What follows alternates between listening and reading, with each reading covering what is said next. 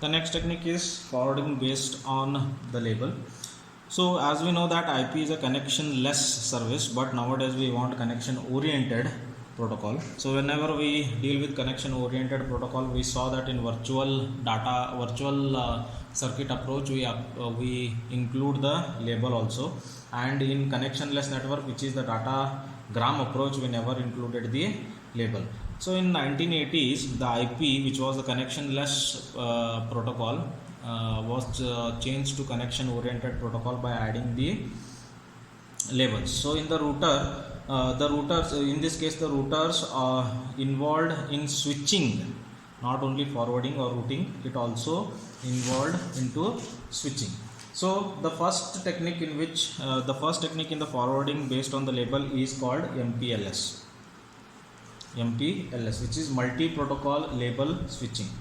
So in the what happened in 1980s, the manufacturers of routers started including the labels, okay, and started including switching technology in the routers. So everybody started using this switching technology in the routers to make it internationally standardized. The organization called IETF approved a standard that is called MPLS, and in this standard, some conventional routers in the internet can be replaced by MPLS routers. So MPLS routers behave like routers also as well as switch also.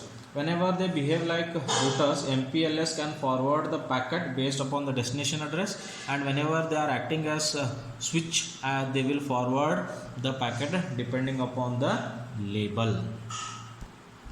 So this MPLS will work only whenever a new header is designed. See, IP version 4 header does not allow the extension, means we cannot add anything extra. So what they did, the whole IP version 4 packet they have encapsulated in the MPLS packet, and that MPLS packet will have its own header so that labels can be added.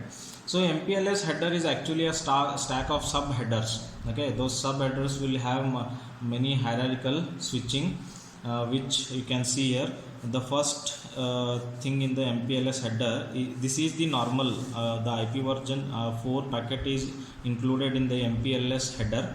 So in this MPLS header, these things are included. The first one is label. The label is 20-bit field which defines the label, which is used in the index as to index the forwarding table into a particular route. Then EXP, this is a 3-bit field which is reserved for experimental purposes, so EXP, which is not used right now. S is a 1-bit stack field which defines the situation of the subheader in the stack. When S bit is set equal to 1, it means that header is the last one in the stack. If it is set equal to 0, that is not the last header in the stack. Next one is TTL. TTL is nothing but it's an 8-bit field which is similar to the TTL in the IP version 4, that is time to live. Each visited router decrements the value. So whenever this packet reaches a particular router, this value, whatever value you have stored, will be decremented by 1.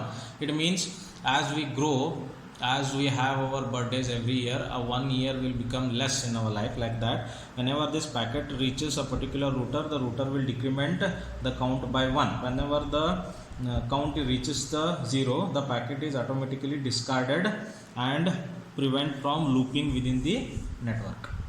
So hierarchical switching is also added in the MPLS.